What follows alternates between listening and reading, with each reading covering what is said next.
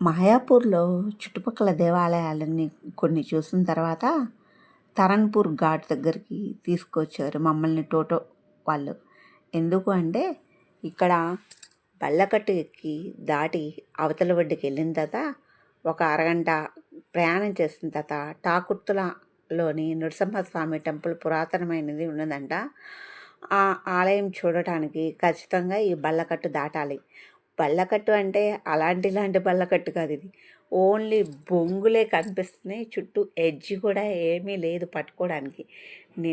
ఉదయం ఎక్కిన బళ్ళకట్టుకైతే కొంచెం అటు ఇటు రైలింగ్ లాగా ఉన్నాయి, దీనికైతే అది కూడా లేదు, ఓన్లీ బొంగులే ఉన్నాయి. దీని మీద బండ్లు ఎక్కిస్తున్నారు, రిక్షాలు ఎక్కిస్తున్నారు, మోటార్ సైకిల్ ఎక్కిస్తున్నారు.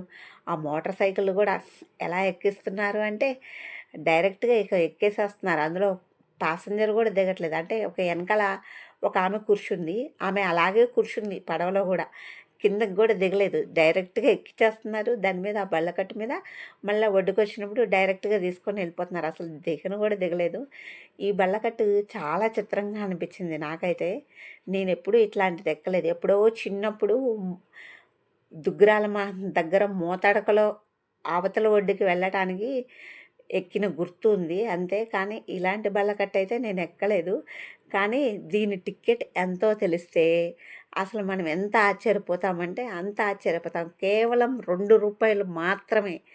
మరీ ఇంత తక్కువ డబ్బులా? మినిమం ₹5 కూడా లేకుండా ₹2 అని అనిపించింది నాకైతే. ఈ రోజుల్లో కూడా ₹2 వసూలు చేస్తున్నారా టికెట్కి అని అనిపించింది. ఈ బళ్ళకట్టు ఎక్కినప్పుడైతే చాలా చిత్రంగా అనిపించింది నాకైతే. కేవలం ₹2తో తీసుకెళ్ళటం.